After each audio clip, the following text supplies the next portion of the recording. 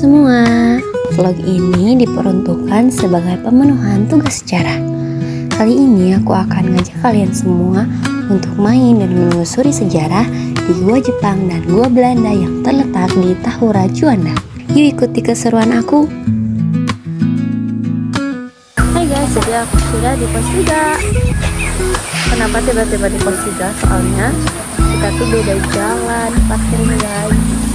Taman Hutan Raya atau biasa disingkat Tahura IR Haji Juanda berlokasi di Kompleks Tahura Jalan IR Haji Juanda nomor 99 Burial, Kecamatan Cimenyan, Kabupaten Bandung, Jawa Barat. Untuk tiket masuknya sendiri kisaran 15.000 per orang. Dan Tahura ini buka dari pukul 8 hingga 16 waktu Indonesia Barat.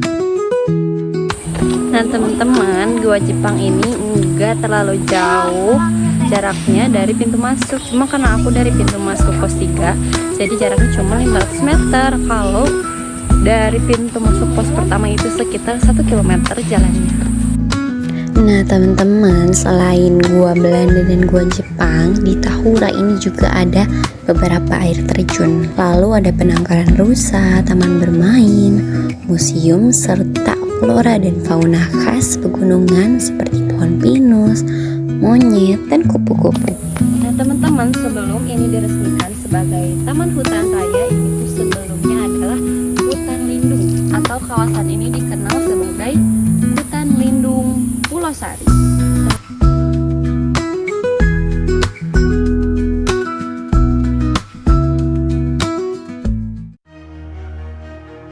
Gua ini bukan gua alami, melainkan gua buatan yang dibangun sekitar tahun 1942 saat masa penjajahan Jepang di Indonesia. Awalnya gua ini dibangun sebagai markas pertahanan militer Jepang. Bayangin aja, gua ini punya 4 pintu masuk dan banyak lorong di dalamnya yang saling terhubung. Fungsi utamanya adalah sebagai tempat penyimpanan senjata, amunisi, dan juga markas perlindungan. Jadi, saat itu para tentara Jepang menggunakan gua ini untuk bertahan dan menyusun strategi perang. Uniknya dari gua ini adalah gua ini enggak dibangun dengan semen dan penyangga beton, melainkan hanya digali dengan palu dan pahat. Dan anehnya tetap kokoh sampai sekarang. Bukan hanya manusia, tapi Jepang juga mendesain gua ini agar bisa dimasuki oleh mobil besar pengangkut logistik perang. Ketika Romusa sudah selesai membangun gua ini, mereka juga dilenyapkan di tempat ini. Bahkan jika ada Romusa yang menolak bekerja, mereka langsung disiksa, bahkan dieksekusi di sini. Katanya sih kalau kita menyebutkan kata lada di sini, maka mitosnya akan terjadi hal yang buruk. Tapi meskipun begitu, seram atau enggaknya itu kan tergantung bagaimana kita menghargai sejarah, ya kan? Jadi sebenarnya larangan mengucapkan kata lada itu ditunjukkan untuk menghormati tokoh Mbah Lada Wisesa. Karena dalam tradisi Sunda itu menyebut orang yang lebih tua dengan memanggil nama itu kan gak sopan ya teman-teman. Jadi muncul deh larangan mengucapkan kata lada di Gua Jepang ini. Setelah puluhan tahun berlalu, sekarang Gua Jepang sudah menjadi salah satu objek wisata sejarah yang ramai dikunjungi. Pemerintah daerah, dalam hal ini pengelola Tahura Juanda, cukup baik dalam merawat tempat ini. Walaupun udah lama banget, struktur gua masih kokoh. Selain itu, aku juga sangat amat salut dengan kebersihan di sekitar area gua. Tempat ini cukup bersih dari sampah dan ada banyak papan informasi yang menjelaskan tentang sejarah gua. Jadi pengunjung bisa sambil belajar saat berwisata. Pihak pengelola juga menyediakan petugas yang bisa membantu menjelaskan jika ada pertanyaan. Ketika aku masuk ke dalam gua ini, suasananya langsung terasa beda. Udara di dalam gua dingin dan lembab. Meskipun gelap, kita bisa melihat sisa-sisa bangunan yang dulunya digunakan oleh tentara Jepang. berjalan di lorong-lorong ini memberikan sensasi tersendiri. Rasanya seperti aku kembali ke masa lalu dan merasakan sedikit suasana yang dialami para prajurit saat itu.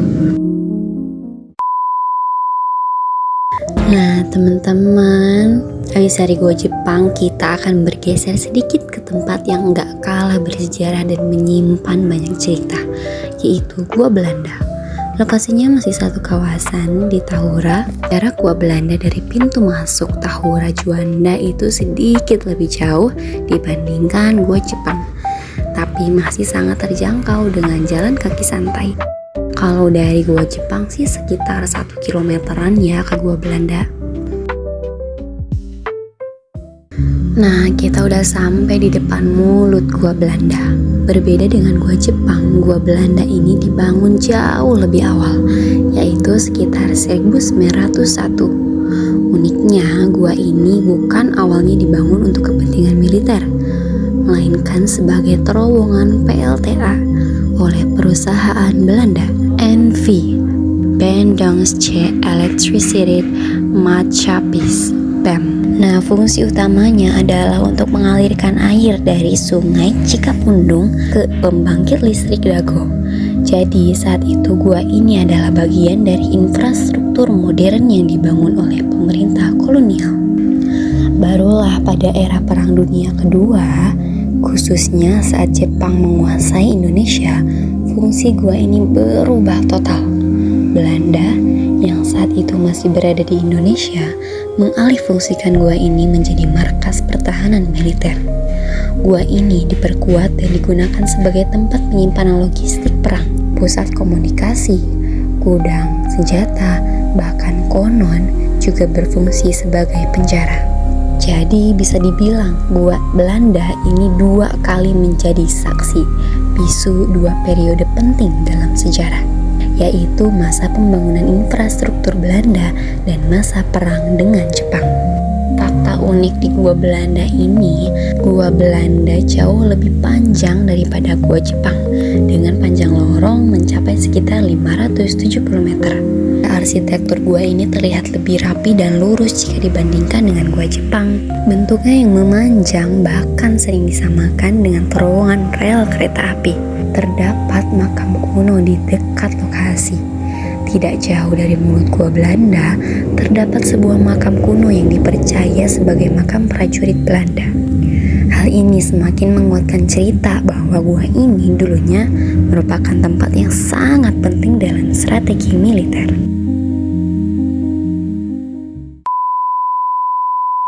Nah, fakta unik tentang Gua Jepang ini, lorong-lorong di Gua Jepang ini adalah lorong yang saling terhubung.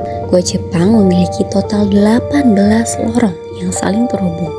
Jika ditelusuri secara keseluruhan, panjangnya bisa mencapai sekitar 250 meter. Fakta unik yang kedua, itu terdapat tirai air di dalam gua. Saat musim hujan, beberapa lorong Gua Jepang akan dialiri air dari rembesan dinding.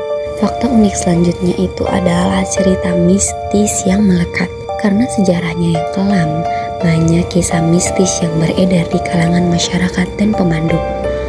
Konon, sering terdengar suara-suara aneh seperti langkah kaki, disingan peluru, atau bahkan suara rintihan, terutama saat malam hari.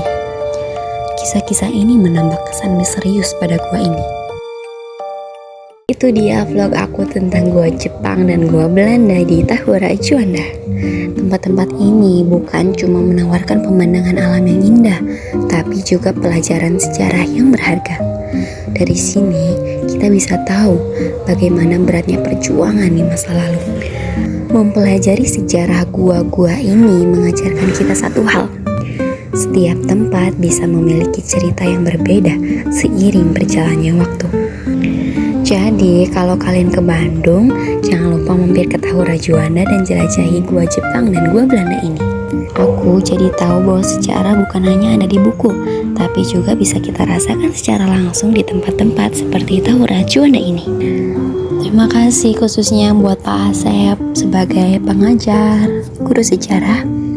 atas tugas yang sangat inspiratif ini dan membebaskan kita sebagai siswa-siswi untuk memilih sendiri tugas apa sih yang akan dipilih nantinya. Dan berkat tugas ini aku bisa lebih menghargai sejarah dan memahami betapa pentingnya melestarikan warisan budaya bangsa. Terima kasih sudah menonton.